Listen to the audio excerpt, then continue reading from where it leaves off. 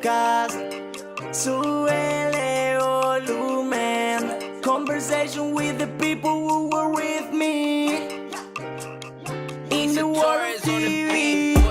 Carlos tonight. Historias de un reportero. Carlos tonight. Dale que viene lo bueno. Everyone, welcome to Carlos Tonight. Thank you so much for watching and for listening. I really appreciate it. Before I introduce my guest this week, I received a couple of messages asking what happened to my background, so I wanted to address that right here. And the truth is that I'm in the middle of packing because I'm relocating, and I had to kind of turn things around. So now I'm in my kitchen and doing these episodes. So thank you for sticking around. I'm very excited to introduce my guest this week. His name is Daniel Jackson. How's it going? How are you? I'm not too bad. How are you doing yourself? I'm doing good, and we can hear each other and everything, right? Yep, I can hear you. You can hear me. I can see you. You can see me. And that's always good. Yeah. And so, Yes, sir. Yeah. and so, Daniel, you've been gifted with the ability to communicate with archangels and spirit, and you're here to talk to me about that, plus your new book. First of all, let's start with how it all started, your spiritual path. It started back when I was 3 years old, living in New Jersey with my parents, my two brothers, and my sister. And we lived right next to a battlefield that was in our town. And within that area, all the homes in that area, they all had these same sorts of things going on, where they were all seeing what we would call ghosts or spirit. Mm-hmm. And because we would all talk to each other, it was a very small town I lived in. It was a square mile, so everybody knew each other. And during this time, my whole family was seeing these types of things. My sister and mom were helping my sister get ready for school one morning, and they were in the bathroom in front of this full-length mirror. And when they went in front of the mirror, there was another woman standing there with a colonial outfit on. Oh, wow. My brothers and I were downstairs watching TV, and my sister's room was 2 flights up. And this was back in the 70s. She had a record player. And record players back then, you had to, excuse me, lift the record up. And then you flip a little switch and it pops the record down, and the needle comes on and plays a record. Well, we were downstairs watching TV and a record turned on. But that's not the crazy part. The crazy part was whatever was up there was switching records, meaning it was taking records off and putting other ones on. Oh, wow. We had all kinds of things like that going on. I had a friend come over the house one time because my other friends heard about this stuff and they wanted to experience it themselves. And then him and I were in the kitchen making some sandwiches. And when we were doing that, the stereo system just turned on and started playing. And I never saw somebody turn so white in my life. And he literally ran out of my house. But from that point on, even at school, even though he was scared crazy about it, he would always tell that story whenever I was around him. But we had these types of things go on for all the way up until my mom and dad and I and my one brother moved out. We sold the house. They sold the house. We moved to Delaware. So that was when I was 17. Came to Delaware, and I was still continuing to see these things, feel these things, hear these things. But no one else in my family was, except my sister does a little bit, but not as much as I do. So there was a point where I was a drummer in a rock band for a while. I had big hair. I had the zebra stripe spandex to prove it. I came home from a gig and I laid down in bed, and when I did, something laid down next to me, and this happened like 3 or 4 times. And each time it had happened, I sat up and rolled over and looked around, and I didn't see anything. But that 5th time I went to roll over, when I sat up, whatever was there with me took the blanket that I had on top of me, and it picked it up and brought it up to the ceiling, and then it shook it, and then it dropped it on top of me. Oh, And then wow. after that, for 2 years, Carlos, I slept on the couch downstairs because I was I scared bet. crazy. Um, but I was seeing things like this all the time. You get used to it after a while. I was with a girlfriend once, and we were watching TV, watching the Rocky Horror Picture Show, and she was at the foot of the bed. I was at the other end, and then something big and white, maybe 4 feet long, 3 feet thick, kind of snaked its way out of the closet of my room across the room. And it got about three-quarters of the way across the room, and then all of a sudden it disappeared. Oh, And my wow. girlfriend turned around, looked at me, and she said, "Did you see that?" I was like, "Yeah, I saw that. Let's get out of here." I mean, just those types of things throughout my life, and I had seen those things all the way from 3 years old into my teens, 20s, 30s, 40s, uh, all the way up until when I was about to turn 50 years old. Mhm. Again, you get used to it. And my wife, my now wife, went away on vacation to see her daughter for about 2 weeks in California, and for 2 weeks I saw everything you could imagine that you could think of in a scary movie at my house. Oh, I was wow. seeing green and red mist pour out of the walls, with little skulls floating out of the walls and floating all over the place with with red eyes and fangs. I saw 7-foot skeletons walking around the house. I saw the famed uh, Mm. on Google everywhere, the Hat Man Yeah. appear in my basement. I saw all kinds of things that were just.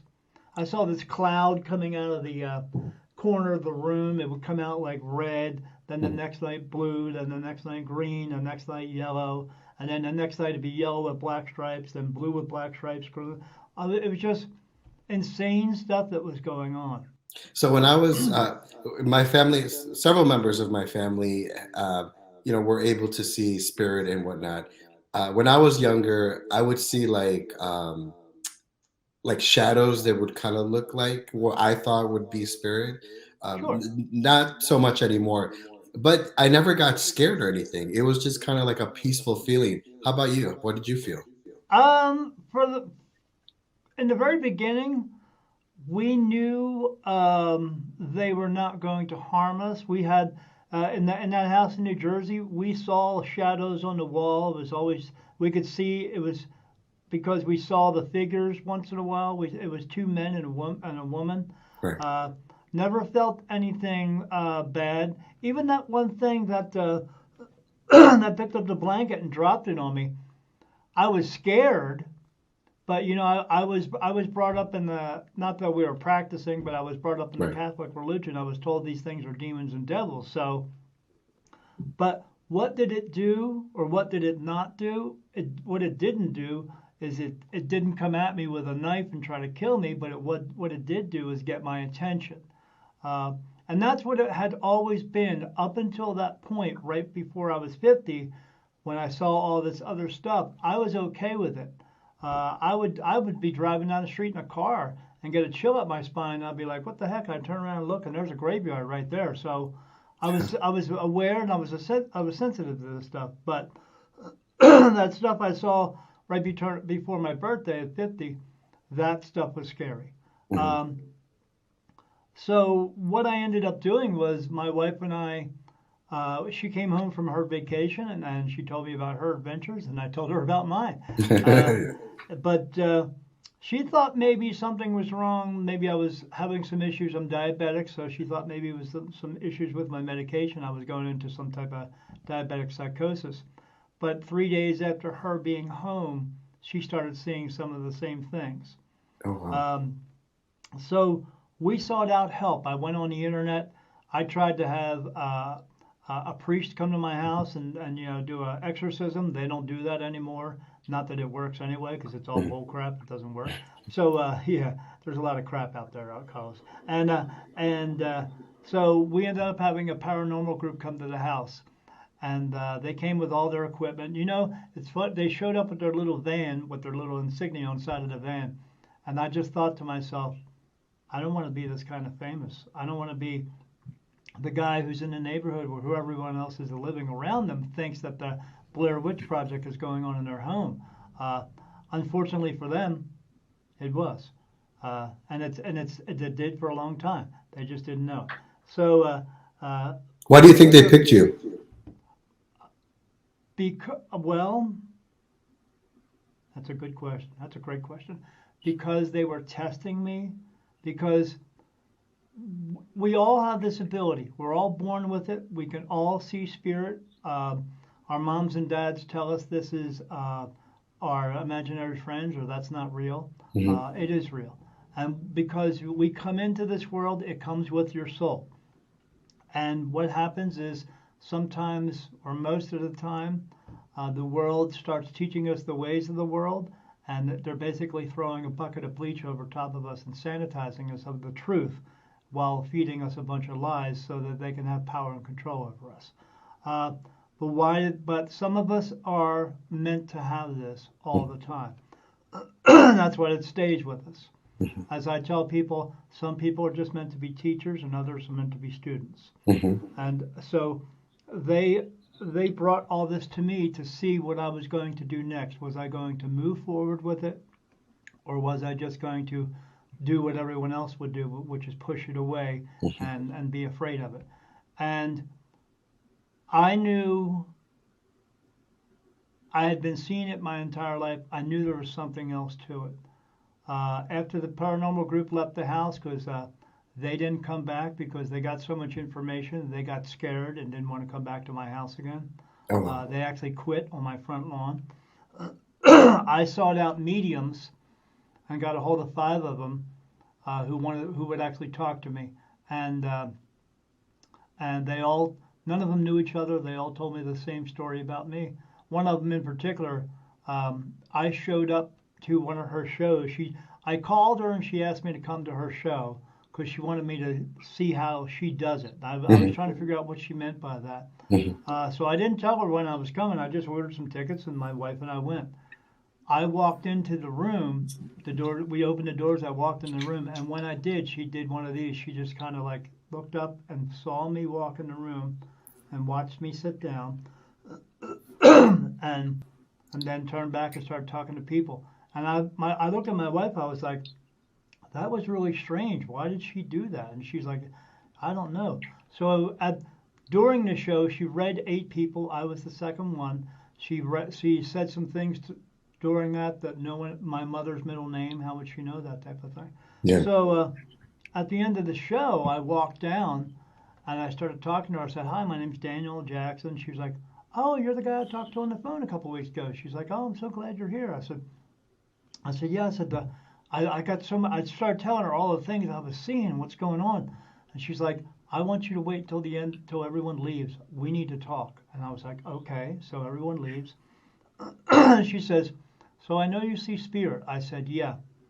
She said, but do you know why? I said, well, I mean, I've seen them all my life. She said, well, she goes, I know you see them, and I know you see a lot. And I said, lady, it's like being in a room with 1,000 people, except nobody leaves and more just keep coming in. Yeah. And she said, that much? I said, yeah, it's that much. I see them all day long. It never turns up. It never goes away. I just see them everywhere. She said, well, I know you have an ability to see them, but they're coming to you.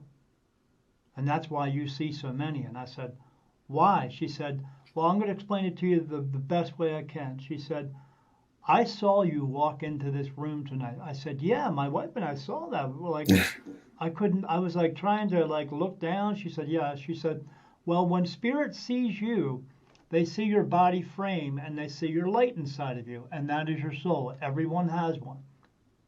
She said, most lights are like a flashlight. They just see that light. It's a bright light. She said, not with you. And I said, what do you mean? She said, with you, you look like a light bulb. She said, they don't even see your body frame because I don't even see your body frame. All I see is a light bulb. She said, most people look like a flashlight. You look like the sun. That's how bright you are. And I was like, really? She said, yeah. I said, what do I do? What do you mean by that? She said, the reason they're coming to you is because they believe that you're the light into heaven. And I said, what? What do I do with that? She said, you need to have a big talk, a decision to make. You need to talk with God. You need to sit down with God and say, you're either going to accept this or not. And I was like, okay. She said, I know you don't want this to go away, do you? I said, no. I said, it's part of my life, but I'm not sure what to do with it. I said, but if I could help people or just help all these spirits that keep coming around me in some way, because they've got to be coming to me for something, right? And she said, yeah, they want your help. I was like, okay. She said, you need to make a big decision. So I did. So I went home. My wife we talked about it. But I said to my wife, I said, how do I do this? How do I go in and what do I say to God? And she said, talk to him any other way like you normally do. Mm-hmm. And I said, yeah, my wife is really good at putting things in perspective for me. So I said, okay. So I went in and had to talk with him because, you can sit down and talk to God anytime you want to. You don't need to go to some big white building with a bunch of people who are trying to prove they're better Christians than the other, because that's all they're doing. So, because it's bullcrap. So, so I went in there and had to talk with him and basically said, hey, you know what, God? If this is what you want me to do, I mean, if you want me to help these souls or spirit or whatever they are that come in here, I'll do whatever you want me to do. Just if you can make it easier for me, I'll do that. And I had, by the end of the conversation, I went out of the room and said to my wife, I said, okay, that was it. She's like, all right. Next day, everything changed. Everything. And within a few months, I stopped seeing that scary stuff.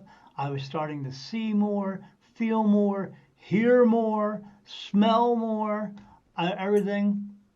I would lay in bed and I would see these two glowing lights come up next to me the whole time. They're pulsating, glowing lights. And I was like, but every time I would turn my head, it would like kind of disappear. But when I would turn my head forward again, I could see it out of my peripherals. But it was so bright. It was just, and I still see that today, but I see it differently. But but I was like, what I'm seeing is this half man glowing, half bird thing flying around my room, and all these other lights and little sparkly lights and all this other stuff that I didn't normally see before. I just had a sense about things before, and I would see things, but I was seeing so much more. I found out those two glowing lights are what we have, what everyone has is your spirit guides, except mine are different. So when spirit comes to you, Yeah. what exactly are they looking for, or you don't necessarily know who they're related to or why they come to you? No, I see so many. Mhm. I have no idea who they are. But I don't just see, it's progressed now. I don't just see people. I see dogs, cats, horses, cows, fish. I see what we would consider other beings from other places, because this place is not the only place with people on it. They are coming to me for two reasons. One, because they do want me to cross them over. A lot of them have had made a decision to not cross over in the first place, and now they've thought about it, because you can cross over anytime you want to. There's no asking for forgiveness from God or any of that fake stuff. And two, they are coming to watch me. And I couldn't figure that out at first. Now, in the very beginning, when my guides, the archangels, would bring them to me. And archangels are not men with wings. They don't have wings. They don't have a shield and a sword. They're not fighting a battle in heaven. Okay, so they would bring them to me, and then I would cross them over. And they told me how to do it. They just put the thought into my mind. And I was like, okay, because it had gotten to a point where after I said yes, I would hear things, thoughts in my mind, and I'd hear voices, and I'm like, okay, this isn't me. Yeah. And so it has actually gotten to the point now where my own thoughts are no longer mine anymore. I'm only about 15% me, and everything else that comes into my mind is them. 85% is them, and it's constantly changing.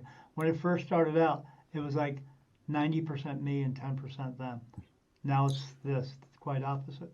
And now you're sharing your gift with other people. Tell us how you're helping improve other people's lives. Well, they ask me questions, and when they ask me questions, I get them answers. I am talking to these archangels. I can connect with regular spirit, especially if I'm doing a reading for someone who's in front of me, and I can sit with them. I can hold their hand. I can see who's with them here. Um, I was doing a festival one time, and this is a perfect example. I had this couple come over to me, and the woman sat down, and the man sat down, and I said, "Who's getting the reading?" She said, "I am." And I held her hand. I said, "Let me see who's here with you." And I held her hand. And when I closed my eyes, I said, "Okay, you guys own a farm?" And they said, "Why?" I said, "Well, there's a horse in front of me." I said, and he's got this patchy, like brown and white fur on him.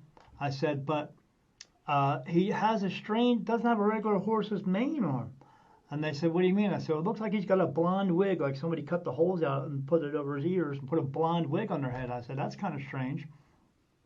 As I said that, her husband starts flipping through his phone, and I'm saying to the woman, "Okay," and I see the horse, and it looks like there's a stall opens up, and the horse comes out and turns around in a circle, comes up and puts his head on your shoulder, and then the horse is telling me, "You're its mommy."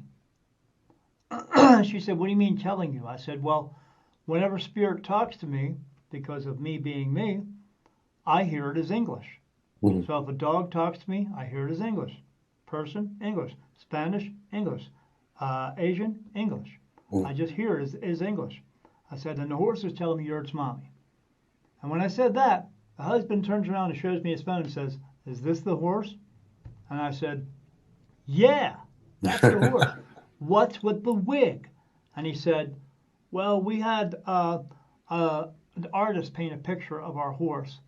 And he said this was his rendition of it. And we don't like the picture. We actually put the picture in our closet." Mm. And I was like, "Yeah." He said, "Well, we're kind of angry about it." I said, "Why?" He said, "Because we paid $4,000 for this picture." Oh, wow. I said, "I would be angry too, because that looks ridiculous." Yeah, He said, exactly. "Yeah." And then I turned around to the woman and I said, "So what's with the horse telling me you're his mommy?" And then she started crying and she said, "Every morning I would wake up, I would go out to our stalls and I would open up the stalls. And this particular horse would walk out of the stall, come around in the circle, come up and put his head on my shoulder." I said, "Oh," I said, "that's sweet." She said, "Our horse just died 2 weeks ago." Mm. And So that's a I looked at them both and I said, as I tell everybody, I can't make this shit up.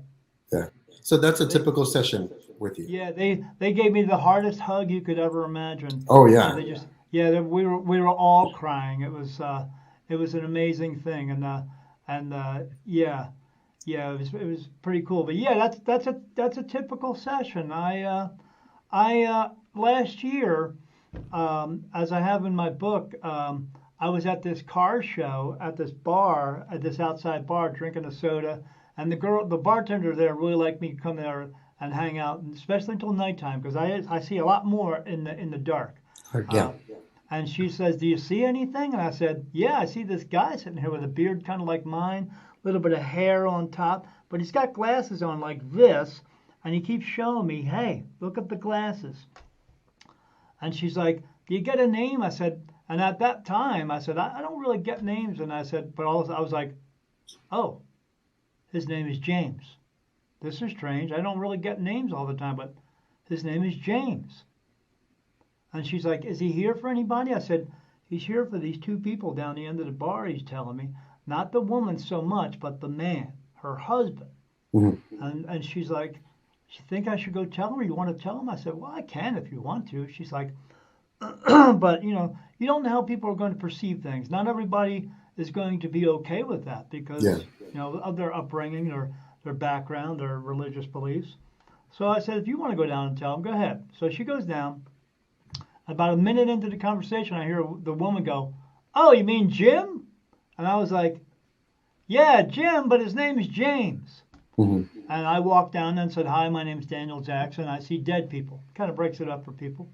And I said, "Yeah," I said, "his name is James, but Jim, yeah, sure." And they said, "What do you mean he's here?" I said, I see dead people. He's here." I said, "He's here because he tells me that your husband is his son, and that's why he's here to help him through his life, to be a spirit guide for him. And he's doing the same thing, looking through his phone, but to see if I'm real, he says, "Is Jim in this picture?" I said, "Yeah." He's that guy on the right-hand side at the end. He's got the glasses on. That's what he keeps showing me, the glasses. And he said, "Yeah, it's my friend Jim. He died 2 years ago." I said, "How do you know Jim?" He said, "Well," he said, "him and I raced cars together." He said, "I've always wanted to get into racing, and Jim has shown me everything that I know ever since I was a kid." And he said, "But what did you say about me being his son?" I said, "He tells me that you're his son." He said, "Well, that's the strangest part." I said, "Why?" He said, "Because everywhere we would go, we would be with friends. We'd all be hanging out together. He would always tell everybody I'm his son." I said, "Okay." He said, "I'm not his son. He's not my dad. But he tells everybody he's my dad." I said, "Jim believes that you're his son. That's how much he loves you. He wants to be with you. You're his son." I said, "So," and when I started telling all this stuff to the two of them, I mean, his wife started bawling her eyes out, and it was just a crazy thing. And then I turned around to them and everybody in the bar, because they were all standing around looking at me, and I was like, Who is this guy? I can't make this shit up. So Daniel, this is what I see. as we talk, do you see anything now, like with me? And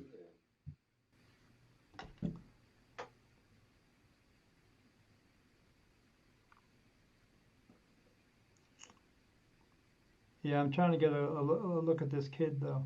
Yeah, there's a. So when I see in my normal vision, like when I look at your cabinets behind you, what color are your cabinets behind you? dark brown. Right, to you they are. When I see them, they are dark brown, but they are also blue. Everything I see has blue in it, and what I see is energy. And what I see behind you on your left-hand shoulder is an 8-year-old boy, blonde hair, blue eyes. Let me ask real quick. So I get touched on my face for yes and no answers. Is he there for Carlos?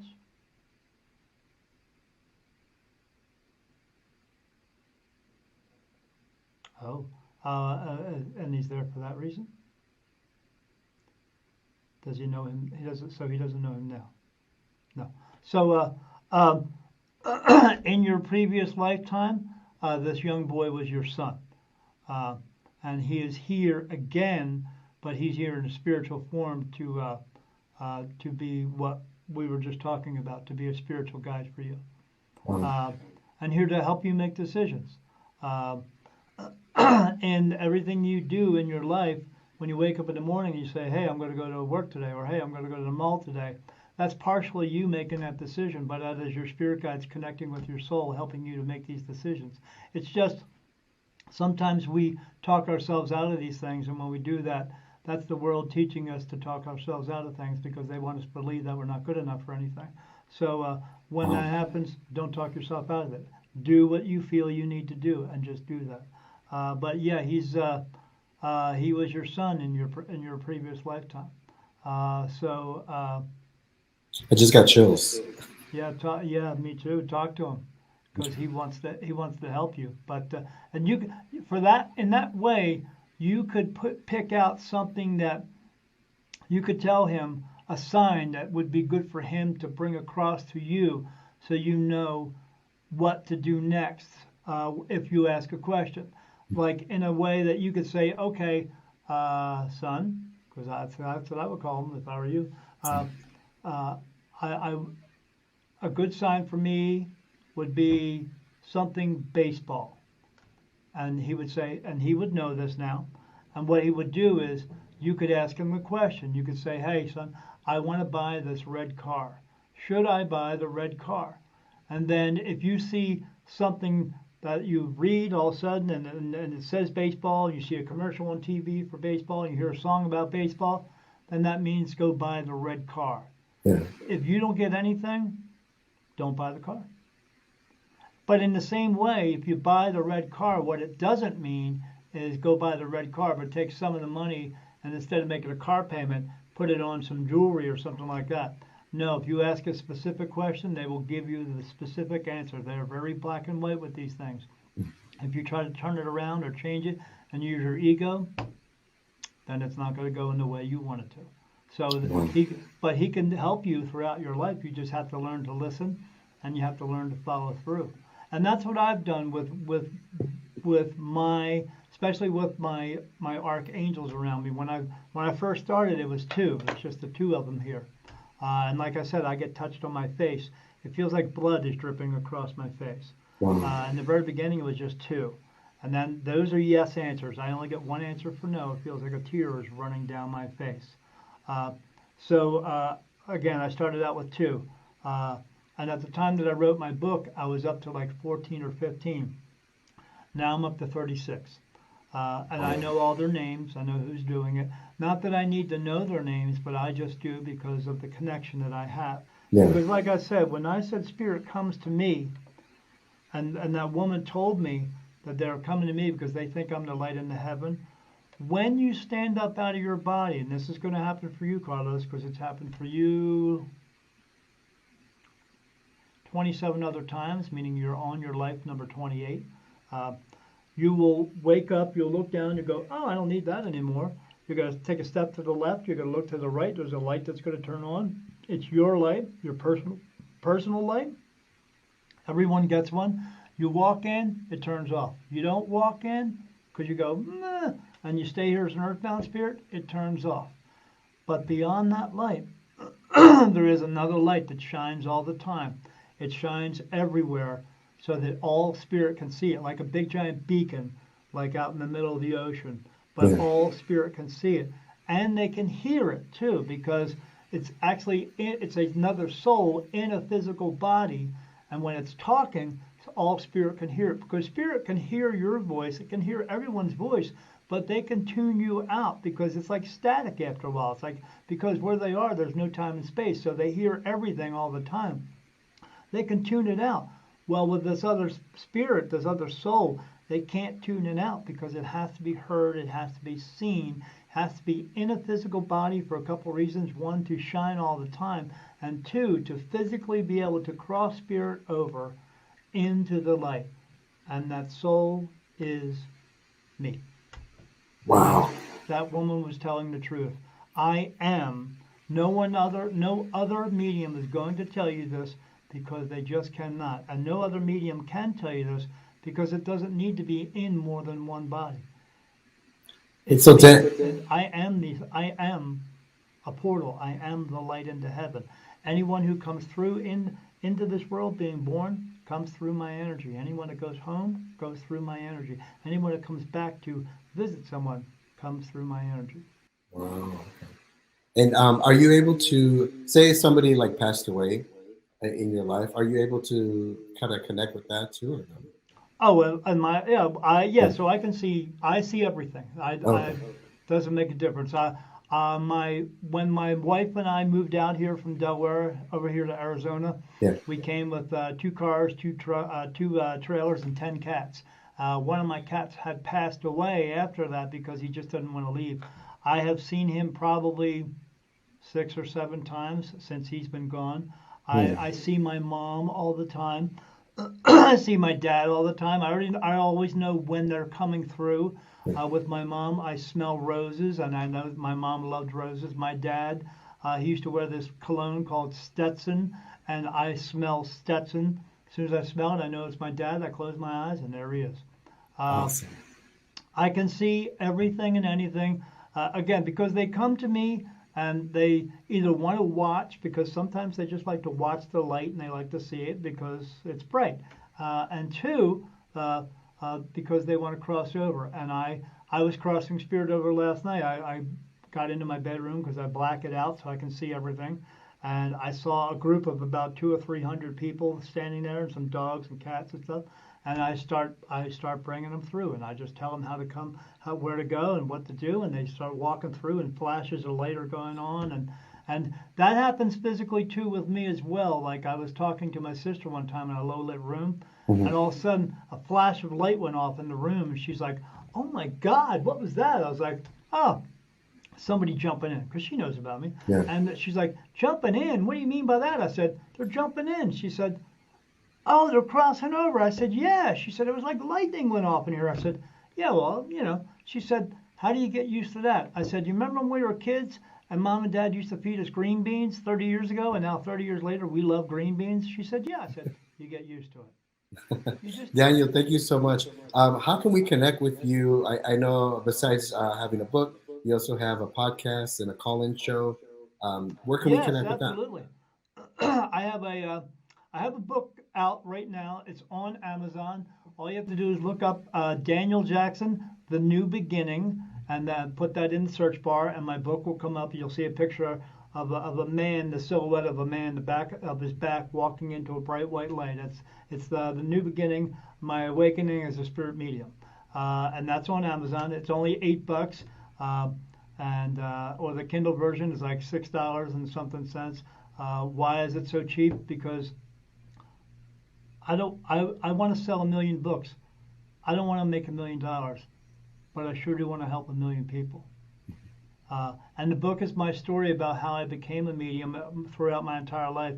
But there's also 25 channel messages from my guides, the archangels, on what God wants us to know. So I wrote that down. It was funny when I submitted that to the editor. Mhm. My writing is horrible, Carlos. But but when I submitted the 25 messages, none of it had to be edited because Okay. it came from a perfect source. Right. You can also find me at if you want to get a reading with me, or if you want to book a call with me to find out if you actually have an ability, because I tell people when they do. All they have to do is pick up the phone and I'll know right away because I get it like that. You can find me at www.spiritmediumdaniel.com. It's one long word, spiritmediumdaniel.com. You can also listen to my podcast or watch it. It's called Beyond the Veil with Daniel Jackson. Hey. And it's at www.beyond-the-veil.com. We're also on YouTube with that. We're also on YouTube with Spirit Medium Daniel because I do some teaching videos on there telling people why we're here and what our purpose is and why we see spirit, where you can find them. You can find them anywhere because they are everywhere. And you can find me on Facebook at Spirit Medium Daniel, as well as Beyond the Veil on Facebook. But you got to put in Beyond the Veil with Daniel Jackson because I tried putting in Beyond the Veil to get the name for the show, and when I did, like 100 of them came up. And Oh, wow. the very top one was a show about reading Harry Potter books. What the heck does that That's not have you. to do with Beyond the Veil? I don't know. But yeah, it's Oh. Beyond the Veil with Daniel Jackson. All right. I'm going to put everything in the show notes so everyone can be aware of it and connect with you. Daniel, thank you so much for being here. I appreciate your time. God bless you. Thank you, sir. You have a great day. Be good and don't do any stupid stuff. And that's a wrap. Thanks so much for watching and for listening to this episode. It was written and produced by yours truly, Carlos Correa. Carlos Tonight theme by Skin Gales. Visit carlostonight.com for the very latest on the podcast, see upcoming guests, and check out past episodes. That's carlostonight.com.